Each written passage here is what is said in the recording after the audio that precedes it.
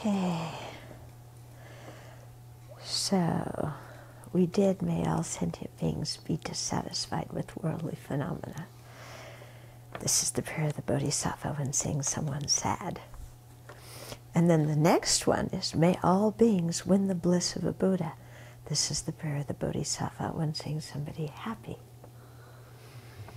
Okay, so, yeah, we have dissatisfaction with worldly phenomena, not because we still are craving for them and wanting them to be the be-all and end-all that we expected them to be, okay? Because that's what makes us miserable, when we're still holding on to them, saying, I know they're not going to bring me any happiness, but I want them to, and they've got to. That's what really makes us quite miserable.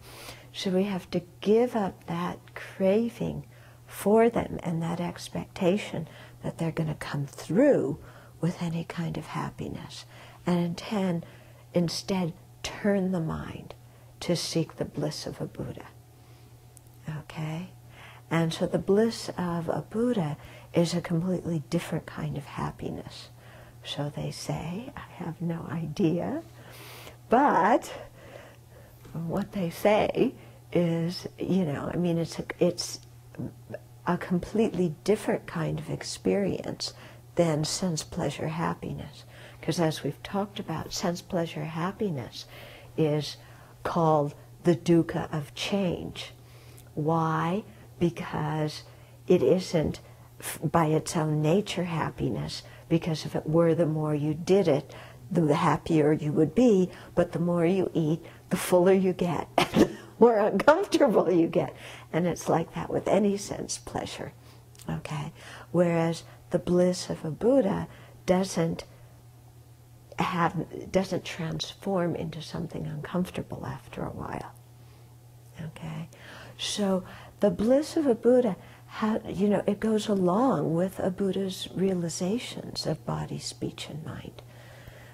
Yeah, and so it's a whole process of transforming the body, transforming the speech, transforming the mind. And when you follow the Bodhisattva path, when you follow the path of an arhat, you have a mind that is blissful, but your body is still seen as a contaminated body and will experience pain. You know, that's how it's presented in the Pali scriptures. In the Mahayana scriptures, if you become a bodhisattva at the level of an Arya bodhisattva, the path of seeing, then you don't experience any more physical pain either. Yeah, so those high bodhisattvas plus the Buddha, they have the physical bliss plus the mental bliss. Okay, so double whopper, yeah. But this is what we're turning our mind towards. And when we turn our mind towards the bliss of a Buddha, we're doing it not just for ourselves, but because that bliss comes along with the realizations that will enable us to be of the maximum benefit to everybody. Okay?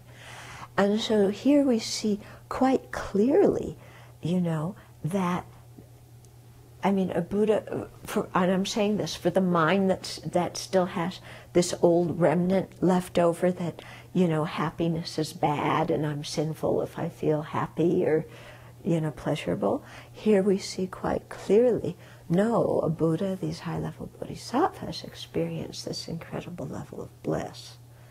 Yeah. And they enjoy it, but the way they enjoy it, I think, is probably quite different than the way we enjoy pleasure. Yeah?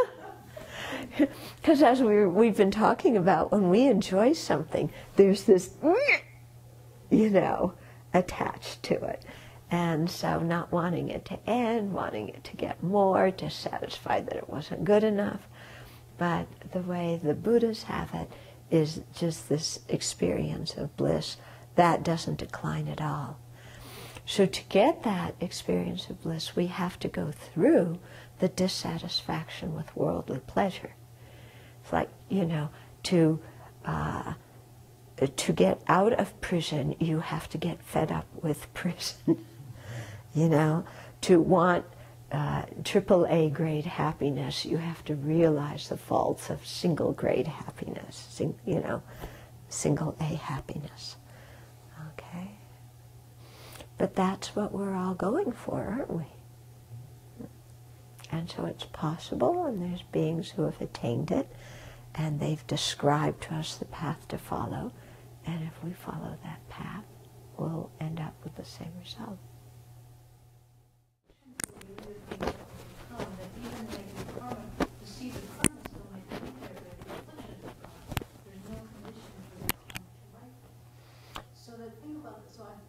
So it made me wonder about the thing about the arhat's experience. Okay, so your question is that you're reading in Lamrim Chenmo that if the afflictions are gone, there's no condition for the negative karma to ripen. That's for the negative karma that causes rebirth in samsara to ripen. Okay? And so that's why arhats can't be reborn, because to have the negative karma that has the potency to propel a rebirth ripen, you need craving and grasping, and you need ignorance. So when that's been abolished, those karmas can't ripen. Okay? But at least they can't ripen in rebirth. They might ripen in other ways, or other kinds of karma might ripen, and so they do have painful feelings. Okay? At least according to the Pali scriptures. I'll have to see what, I think the Mahayana say the same thing about the arhats. But interestingly, the Pali scriptures say that even the Buddha will experience physical pain, because there's a story of the Buddha stepping on a thorn and experiencing pain with his body, but not with his mind. But that's because, according to the Pali presentation, the Buddha was an ordinary being when he appeared 2,500 years ago. And so his body at that time was a product of afflictions and karma. So even though the mind became liberated, the body wasn't. And so the body could still experience pain. From the Mahayana viewpoint, the Buddha actually, Shakyamuni Buddha, actually attained enlightenment a while ago, but appeared as an ordinary being in this life in order to show us through example of the whole process, how he did, of having sense pleasure and renouncing and practicing and doing all these things. Okay, so the two traditions are coming from different views of what Shakyamuni, or who Shakyamuni Buddha was. Okay, so that's also going to influence how they see the Buddha's body, and if the Buddha experiences pain or not, physical pain or not. So, what kind of pain would arhats be feeling?